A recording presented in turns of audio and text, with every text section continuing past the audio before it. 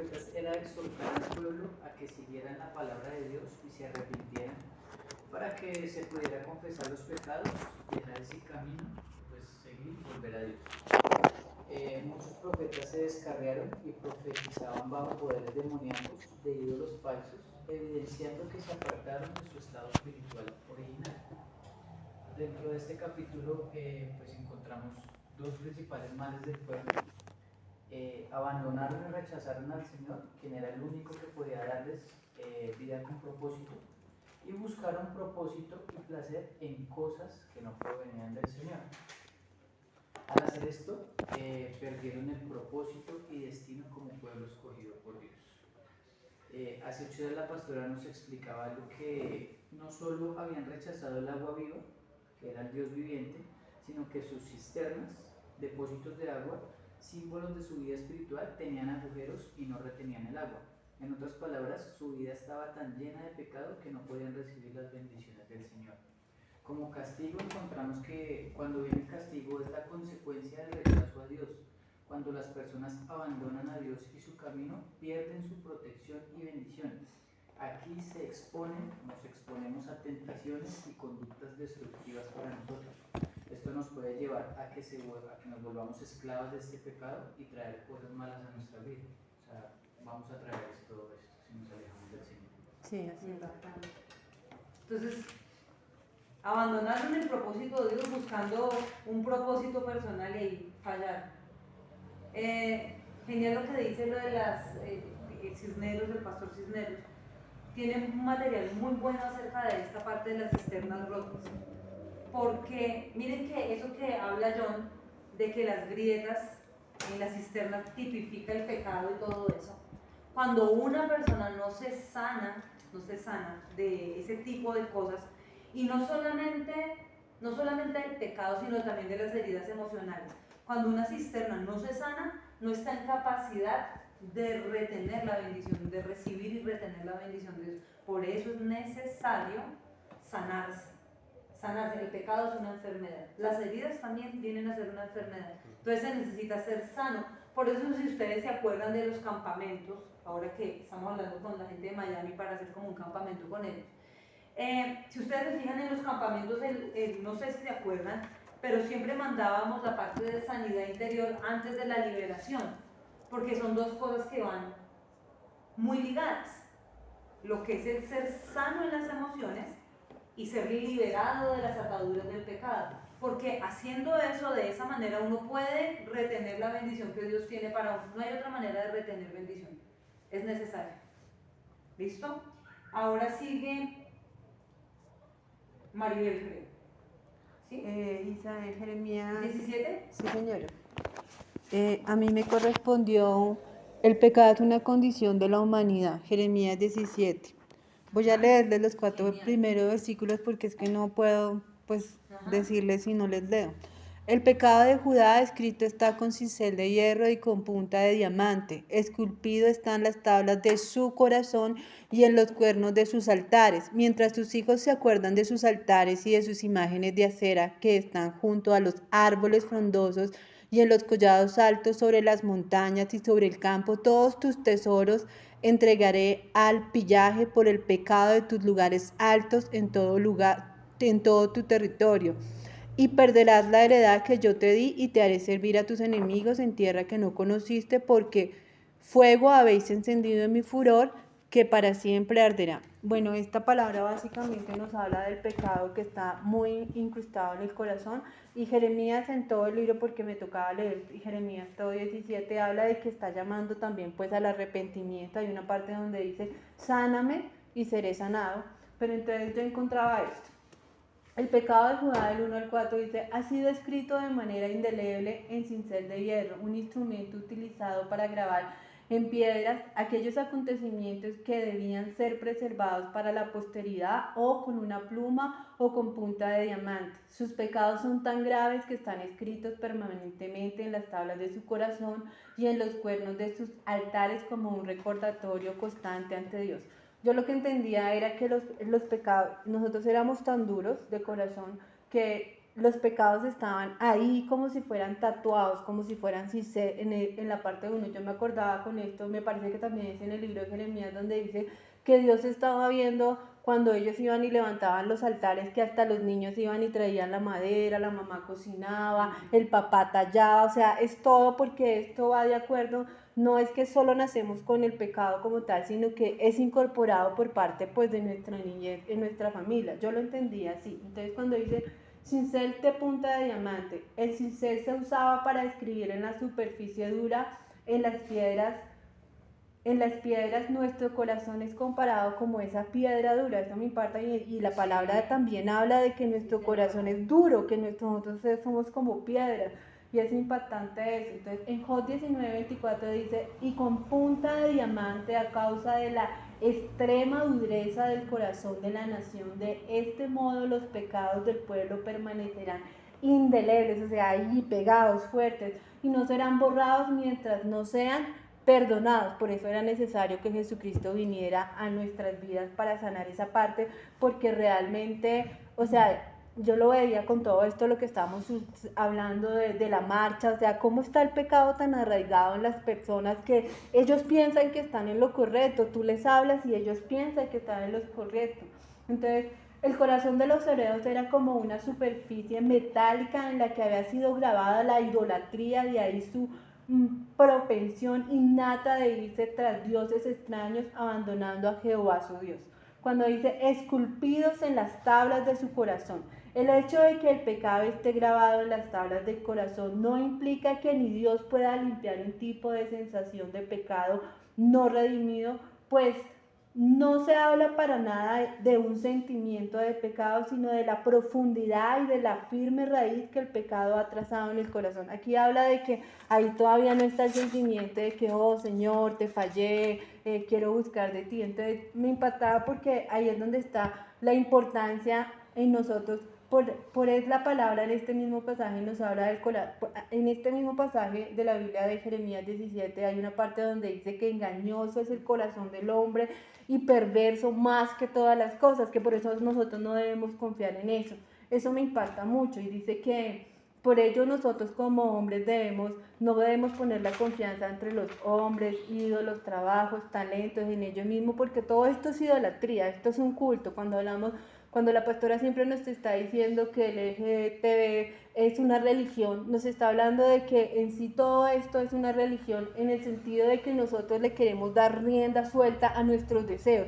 Entonces todo en la vida es una religión, la idolatría, el trabajo, porque la gente lo vuelve un ídolo, pero es a mi acomodo, a mis deseos, a lo que yo quiero, a lo que yo siento. Entonces cuando yo veía esto, de ahí la importancia del corazón. Dice, el corazón es el ser interior que piensa, siente y actúa, que es lo que hablamos.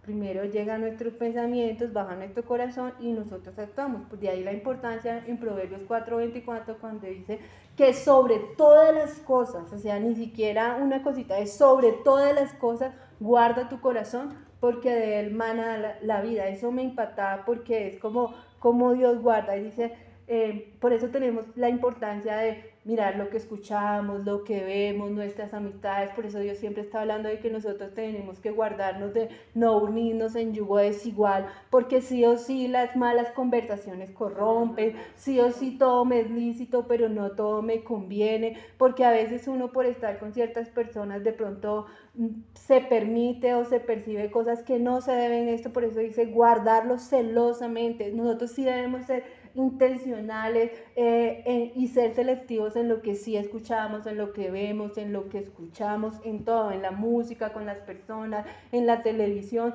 porque sí o sí eso es lo que va a hacer que guarde nuestro corazón.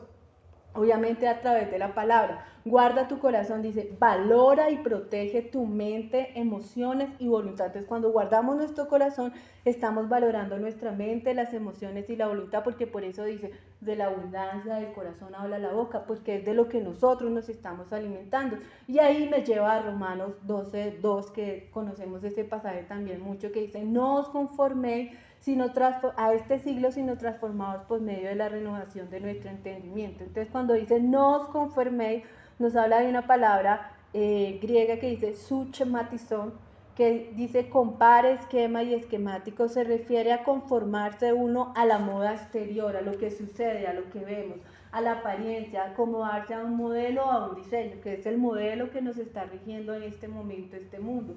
Aparece otra vez en el Antiguo Testamento únicamente esta misma palabra en 1 de Pedro 1:14, donde describe a aquellos que se conforman a los deseos mundanos, aún la conformidad aparente o superficial al sistema de este mundo o cualquier acomodo a sus maneras sería una falta para la vida cristiana. Por eso nosotros no podemos amoldarnos y debemos ser radicales, como la pastora todo el tiempo nos está diciendo. Tenemos que ser radicales, tenemos que tener una posición, no podemos amoldarnos a las cosas de este mundo. No os conforméis.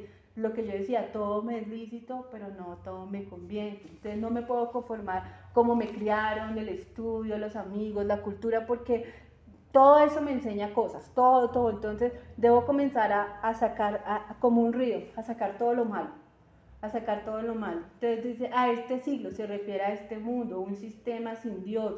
No vamos a aceptar las normas de una era cuyo Dios es el diablo. En 2 Corintios 4:4, por el contrario, vamos a ser transformados por medio de la renovación de nuestra mente, dedicada a los ideales del reino. A eso es que nosotros debemos enfocar nuestra vida, a los ideales del reino.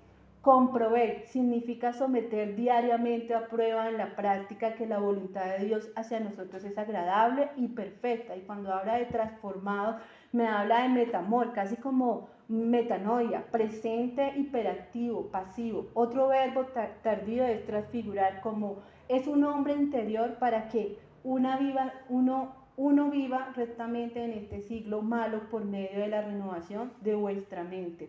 Habla del nuevo nacimiento y de la nueva mente. Es la única forma de ser transformados, de quitar como ese corazón duro. Cuando habla de renovación, nos habla de la mente día a día. O sea que nosotros debemos renovar nuestra mente cada día. El hombre se renueva día al día. Eso está en 2 Corintios 4:16. Y también dice, renovaos en el espíritu de vuestra mente, que está en Efesios 4:23. Y revertidos del hombre nuevo, el cual se va transformando, y está en Colosenses 3:16. Esto me impacta porque esto nos habla del nuevo nacimiento, para que ese corazón duro, porque sí está por la crianza y por todo lo que hemos vivido, es a través del nuevo nacimiento, a través de guardar nuestro corazón y a través de la transformación de nuestra mente. Fíjense lo siguiente acá. Si una persona le da mente a algo, el peor problema que uno puede hacer es darle mente a las cosas. A veces dicen por ahí vulgarmente, sin mente como los pollos. Dicen, sin mente, sí. La verdad, y honestamente, nosotros no podemos darle mente a las cosas malas. En el momento que una persona viene a su mente, porque no es que sea de unos o sea de otros, o sea, solo ataque a los hombres, o solo ataque a las mujeres, o solo ataque a los nuevos, o solo ataque a los antiguos, o solo ataque a los pastores, a todo el mundo. Como sea. Llevemos los años que llevemos, siempre Satanás va a estar lanzando dardos. Si uno le da mente, si uno comete el error de darle mente a algo, ahí ya perdió la batalla. No hay que darle mente a las cosas malas. Jesús dijo, escúchenlo todo, retengan lo bueno y desechen lo malo, porque obvio uno le va a tocar escuchar muchas babosadas, cosas que son absurdas, y uno tiene que entender con qué mente uno recibe las cosas. Tiene que recibirlas con la mente de Cristo. Esa es la mente que nosotros tenemos. Tanto así que les decía la vez pasada, cuando estudié ese texto, que lo estudié hace como 15 días, donde decía, mis pensamientos no son sus pensamientos, porque no hablaba de la gente que ya tiene la mente de Cristo. La gente que tiene la mente de Cristo recibe el dardo y lo recibe con la mente de Cristo. ¿Qué hace una persona que ya tiene la mente de Cristo? No darle mente a eso. El que le da mente a un dardo de Satanás, perdió. Porque después de que una persona le da mente a algo, esto se convierte en un sentimiento. Y todo sentimiento que está en el corazón se materializa en una acción. Entonces, en Jeremías 17, María abarcó súper bien el tema, porque arranca hablando de que el corazón es como una piedra. ¿Qué quiere decir esto? Porque el capítulo 18 propiamente nos va a hablar de lo que es el alfarero. Sí, señora. El 18 tiene relación con el 17. ¿Qué pasa? El corazón, nosotros dice en Proverbios 4:23, sobre toda cosa guardada, guárdalo, defiéndelo, protégelo. Acá lo predicamos, lo enseñamos, lo estudiamos. Toca proteger ese corazón. ¿Cómo protejo y cómo yo puedo salvaguardar mi corazón y mis emociones? Desde el momento que llegan los dardos a mi mente o los pensamientos, porque a veces llegan pensamientos que aparentemente son buenos. Y ojo con eso, porque Satanás se disfraza como ángel de luz. Y hay pensamientos que llegan como un dardo y aparentemente puede ser bueno, pero es ahí donde uno tiene que asumir todo con la mente de Cristo y no darle mente a cosas que son incorrectas, mucho menos si ya no le di mente a algo que era malo, acariciar la tentación, el pecado o pensamientos que son propios de esta generación y de esta anticultura. Si yo desde acá le di de baja, porque es más fácil, miren, antes de uno cometer cualquier embarrada, uno puede darle de baja acá en la cabeza los pensamientos malos. Nosotros tenemos la capacidad dada por el Espíritu Santo de Dios, tenemos la capacidad. Tenemos la capacidad como hijos de Dios y tenemos la unción y el fruto del Espíritu para que desde la mente le bajemos la cabeza a todo dardo que el enemigo quiera lanzarnos a nosotros. Es un mito. Ay, no, las mujeres se derriten con cualquier cosa que les hablan. Basura. Eso es mentira. Sí, eso es mentira. para las viejas del mundo tal vez sí que son unas ridículas que les gustan dar y se van a mover por cualquier cosa que les hablan. O sea, ay, sí, ya.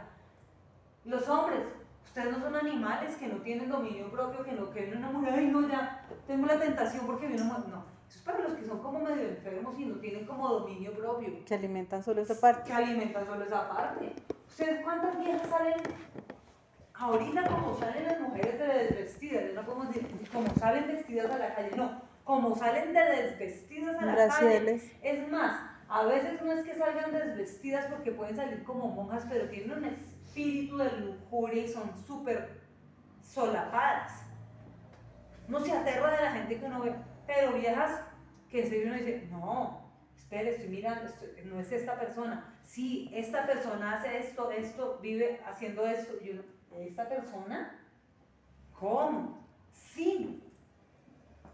Se manejan bajo un espíritu de lujuria, de manipulación y son solapadísimos.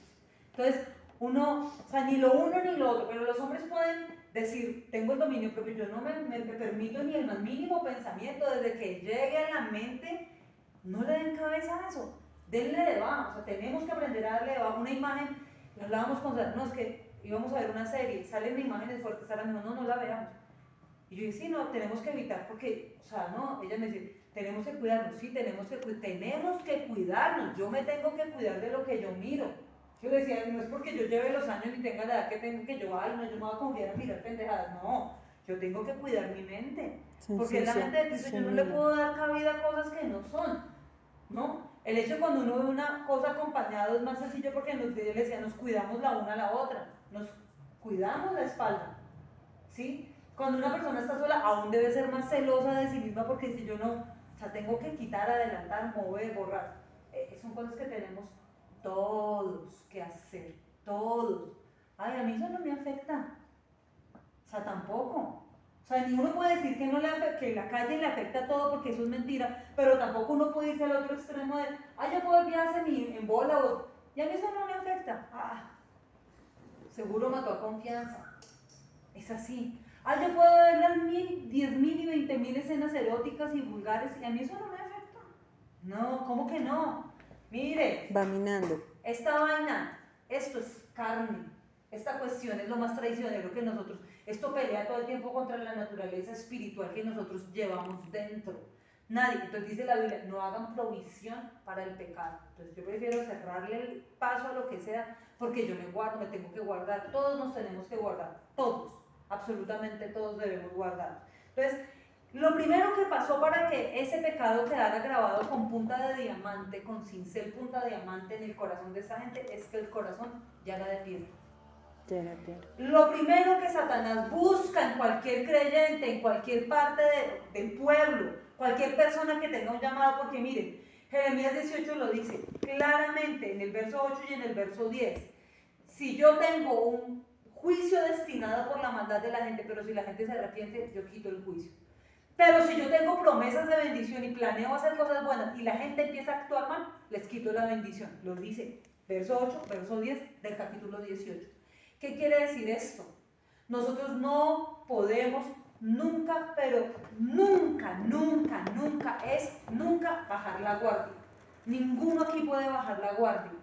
Ninguno acá, porque lo que Satanás busca en toda persona, que sea pueblo, que tenga propósito, como decía John del capítulo 2, que tenga propósito, es que su corazón se endurezca. ¿Cómo se endurece el corazón de una persona? Empezando a escuchar. Miren, la música también hay que ser selectivos. La música. Sí, usted escucha, no, si no nos vamos a ir al extremo religioso, que esto sí, que esto es cristiano y que eso no es cristiano, porque a veces hay música que se llama cristiana, que es menos cristiana que la música de Camilo Sexto, de Rocío Dúrcal, o de Carlos Gardel. Exacto. O sea, si me explico, hay música que se hace llamar cristiana que no tiene a Cristo, no es cristocéntrica. Entonces, hay gente que se está lucrando porque hay un segmento de gente cristiana y mucha gente que ahorita andan como, ay, qué buena energía tú tienes. Ahorita hay mucha gente que anda, ay, qué bonita energía, la energía y la energía. Ay, qué bonito hablas de Dios, tienes una energía, una aura, una energía preciosa, es una pureza, traspa. Y la gente anda con su descuento de la energía. Entonces hay un segmento de público que también anda en busca de la energía, que le gusta escuchar a Jesús Adrián, a Alex Campos, a Redimir, Anel Moreno, que eso parece la oreja de Van Gogh. No, que ahora resultó diciendo que ella nunca ha sido cristiana, que ella siempre cantaba, era porque yo era una de las que escuchaban porque me gustaba el Grupo Rojo, que ella venía del Grupo Rojo, ella viene de pasitos de papá. ¿Ella nunca fue cristiana? Dijo ahorita. Que lo hacía era porque fue el mundo artístico donde me metí. Ay, tan chévere. Ay, ay, ay. ¿Sí se dan cuenta de lo que está pasando? Yo era una de las que escuchaba mucho la música de ella. ¿Ah? No hay que... No, yo ya no la escucho. No, Pues, ¿cómo así? O sea, porque que no, pero no solo por eso, no, porque no, yo, el no. espíritu comenzó a repeler en mí, que ella tenía una música como muy melanchola, muy cortavenas. Ay, sí, qué pereza. Muy cortavenas. Entonces yo dije, esto no está bien porque me hace sentir como muy triste y depresiva. O sea, No transmitía nada bueno. entonces yo, en mi espíritu, él comenzó a hacerme sentir de que esa música no estaba bien sin que nadie me lo dijera. Es una canción de Martín de Rosas y sí es como muy melancólica, o sea, de verdad, esa vaina no. No, pero cuando cantaba con Rojo, digamos que era más o menos, pero cuando ella ya se zafó, él ya comenzó a cantar una música así No, muy ahorita todo el mundo cortavenas. sale, yo nunca quise ser cristiano, yo nunca quise ser pastor, No, no, no, ser pastor. Yo decía, Si ay, yo quería pensaba tocar, cuando Nicolás me obligaba. contaba eso. Hasta yo la Ay, a mí escuchaba. nadie me obliga, yo quiero servirle a Dios, o sea, yo no mismo, o sea, me siento tan feliz. En serio, la gente es tan hipócrita ahorita, yo no sé, bueno, en fin, X. Sí, yo no sé. Cerremos esa Está ventana. loca. X, vamos con una X. Listo. Dice él, fue a la casa del alfarero y empieza, el Señor le dice, mire lo que pasa allá, yo voy a hacer eso mismo. ¿Por qué? Porque el corazón de la gente se había endurecido como piedra y después de que Satanás logra endurecer el corazón a alguien, ahí le empieza a cincelar con diamante el pecado. Entonces nosotros tenemos que Queda ser... súper marcado. ¿Y cómo se endurece el corazón? Cuando uno empieza a hacerse partícipe de lo que está pasando. Exacto. Ay, pero no es tan malo. Porque Ay, ellos, pero por la eso, música. por eso Ay, ahí pero dice, no, en vamos esa a parte ser- dice, Vamos a ser celosos, vamos a ser bien celosos. Listo. ¿Quién sigue? Nico. Nicolás. ¿Sí? Sí. Mi tema de Jeremías era sobre los falsos profetas. ah, sí. Hablar de falsos. Bueno, algo que antes de empezar a Ahorita leer. Nicolás va a denunciar a todos los falsos profetas No, dale, de Nico. la actualidad. Así que hago mi idea. Mire. Terminamos con- Suscríbete a mi El canal. poderoso Dios le toca a Sara y a Marlene porque yo sé que... Bueno, Aquí no, vaya no, no, música. no. No, voy a, en el nivel general vamos a hablar de esto rápido. Entonces, algo que primero hay que tener en cuenta que profeta es el mismo pastor. Profeta es el mensajero de buenas noticias. Digamos que darles un ejemplo cortito. En la antigüedad habían ejemplos, habían profetas que profetizaban a nivel general. Ese movimiento ya no es tan común ahorita. Nuestra pastora es una profeta. Ella en sus prédicas nos enseña cosas que debemos o no debemos hacer. O digamos como muchas veces el escrito, ¿no? La paga del pecado es la muerte, es una especie de profecía para el que la necesita en ese momento. Que muchas veces uno no entienda que es una profecía, es otra cosa. O sea, que uno a veces no ponga cuidado porque toda la palabra de Dios para nosotros debe tener una profecía. Entonces el profeta es el mismo pastor. Ajá, un vocero. ¿Por qué quiero empezar con eso? Porque el 23 dice, hay de los pastores que destruyen y despertan las ovejas de mis praderas, afirma el Señor. Primer punto de cómo reconocer un falso profeta, un maestro, un pastor. Un falso pastor, sí. Nunca va a tener como la apropiación o decir, esto es mío. Digamos, la iglesia es de Dios, ¿sí?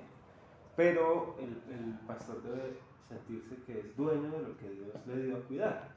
Entonces, si el pastor no cuida las ovejas, si solamente las usa para trasquilarlas, para comer su carne, pero si en algún momento hay peligro y las deja solas y que las maten todas, ese es un falso pastor, porque el pastor da su vida por las ovejas. Más adelante empieza entonces a hablar Jeremías, que dice que, bueno, Dios después de lo de las ovejas, él dice que él se va a encargar. Pues no tiene mucho que ver con el falso maestro, porque Dios dice, yo me voy a encargar de mis ovejas y yo las voy a cuidar. Cuando el falso maestro se va, pues es Dios el que obviamente nosotros somos parte de él, de su pueblo. Bueno, más adelante dice que me duele el corazón por los profetas. Entonces es triste porque empezaba a hablar todo lo que hacían, llevan a la gente al mal, hacen que las personas pequen. Digamos, tal vez no lo hacen directamente, pero sí es un punto muy importante. Sí, son solapados, pero hay una cosa que uno de pronto no toma en cuenta y es una cosa pequeñita, que la corrección sirve mucho. El verdadero profeta, un punto a favor del verdadero profeta, el profeta corrige, el profeta usa la vara. El falso profeta no dice nada porque él quiere es entrar a tu corazón, él quiere verse veoso para ti, por ejemplo. Él quiere ganarse tu favor. Él no va a decir, digamos la profecía, lo que es de Jeremías del 23 al 28, que estaban diciendo, no, que el Babilonia no va a atacarnos, no nos va a dominar. El falso profeta va a decir, y él sabe lo que tú quieres escuchar. Sabe manejar el ambiente, sabe manejar las emociones. El falso profeta es excelente leyendo a la persona. El verdadero profeta es excelente corrigiendo a la persona. Tal vez a ti no te guste lo que te dice un profeta. Es que me dijeron que yo estaba mal y yo realmente estoy bien. Si te dijo que estabas mal es para que te guardes. Porque el pueblo de Dios en este momento estaba perdido. Porque le faltaba corrección.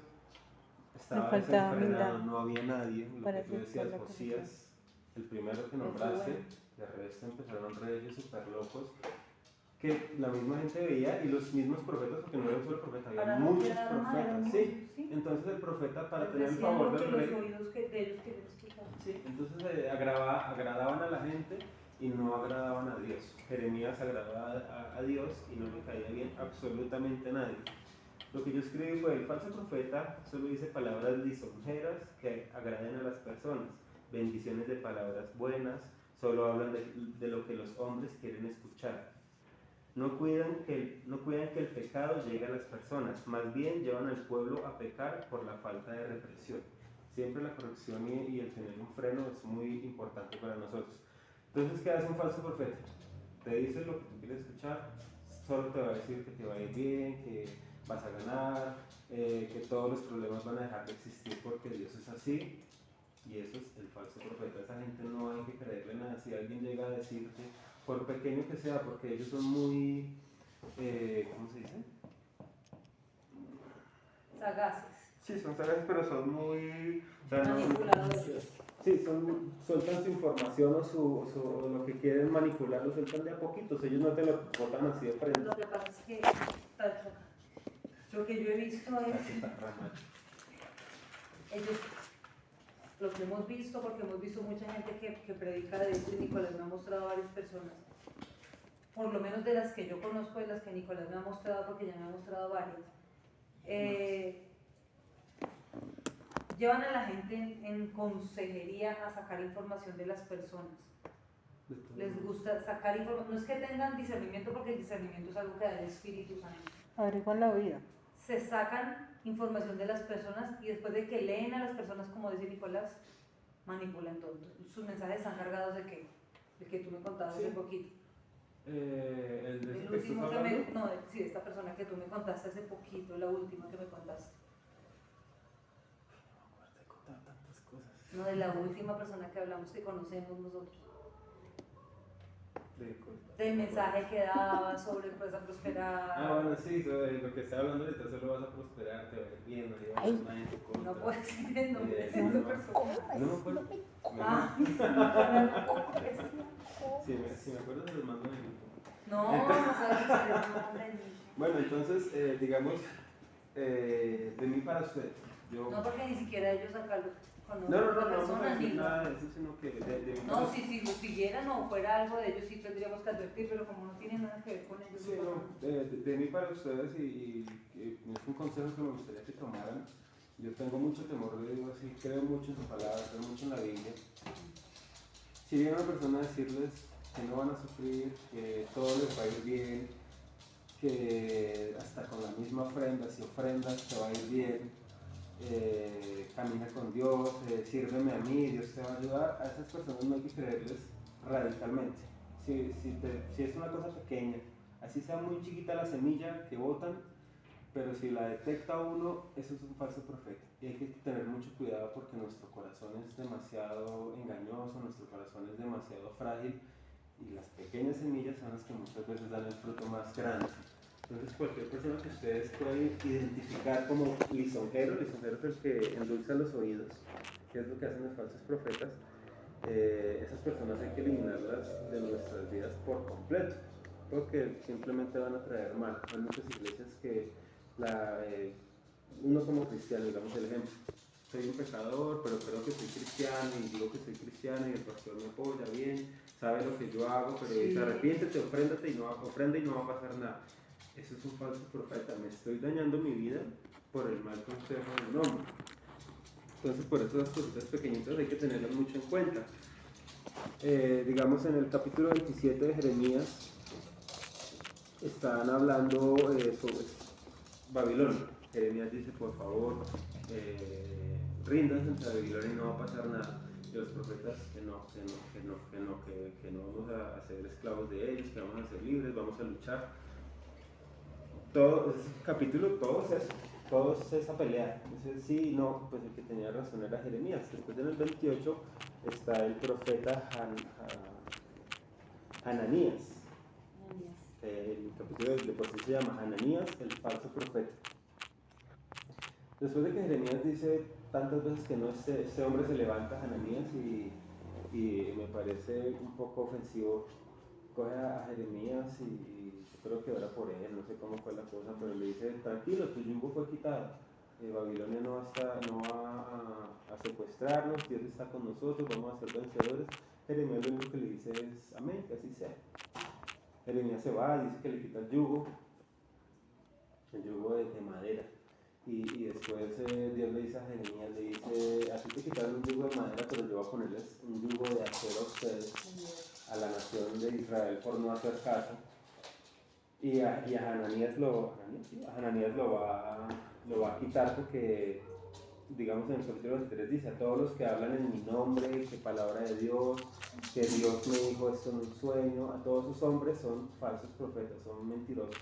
Y Dios directamente los llama mentirosos.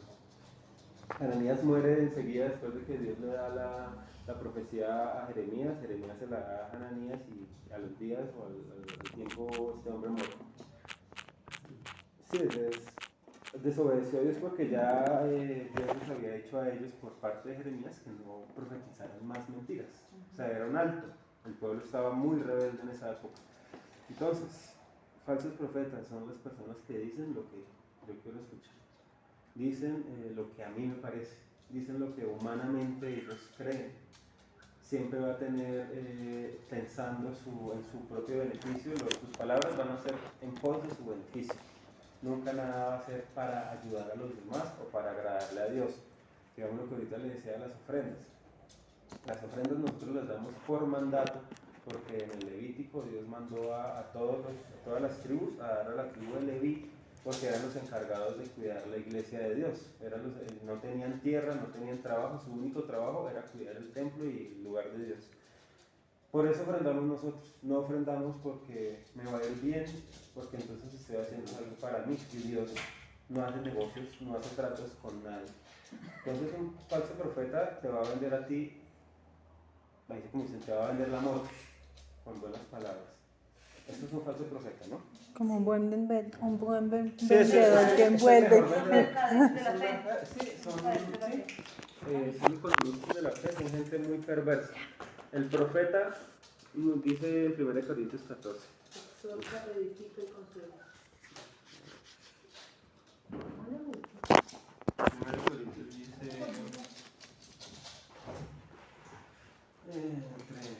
En cambio, el que profetiza habla a los demás para edificarlos, animarlos y consolarlos. Sí, es una verdadera profecía, siempre tiene que tener exhortación, edificación y consolación. Digamos, acá quitan la exhortación. Uy, yo Pero entonces quitémosla, animarlos, porque no es darnos ánimos, es exhortarlos. exhortar es animar a que la gente cambie, es un regaño con amor. No es un regaño, pero tiene que haber cambio.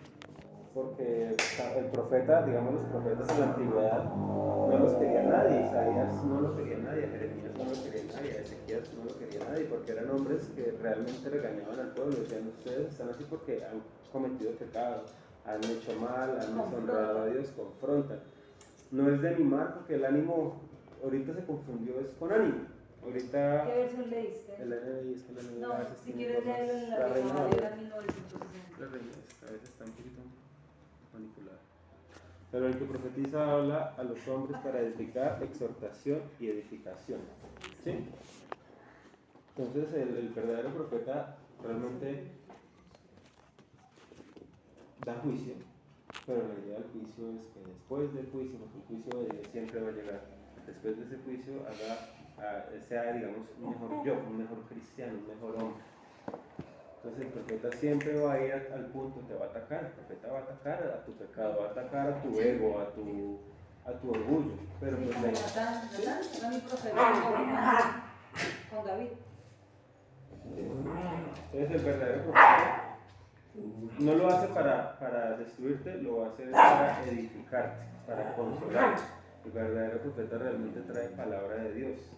Digamos en el Jeremías 23 dice, hombres que se sueñan y profeticé, lo que nuestra pastora nos ha dicho, no son solo sueños, si el sueño va correspondiente a la palabra de Dios y el pensamiento es correspondiente a la palabra de Dios, es profecía.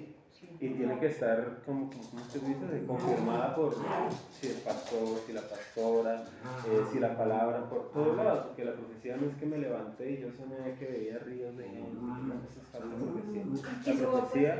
La profecía siempre va a ser conforme a la palabra de Dios. La profecía nunca va a ser para destruirnos, al contrario, va a ser para hacernos mejores.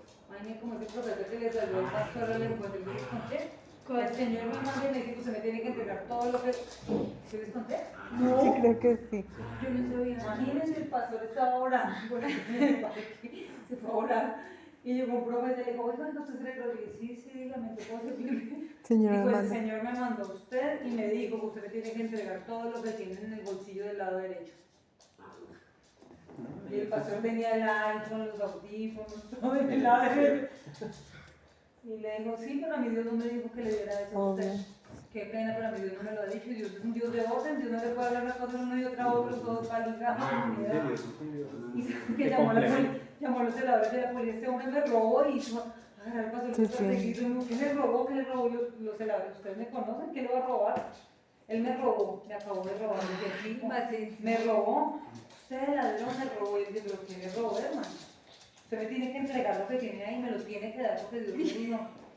Y todos los de la dijeron, Señor, ¿usted está loco? Ay, sí. Pero bien Una loco. pastora está toda la vida viviendo ahí, 20 años viviendo, y dijo, Señor, ¿usted está loco? ¿Cómo le va a entregar? Ni lo conoce porque le tiene que entregar sus pertenencias a usted.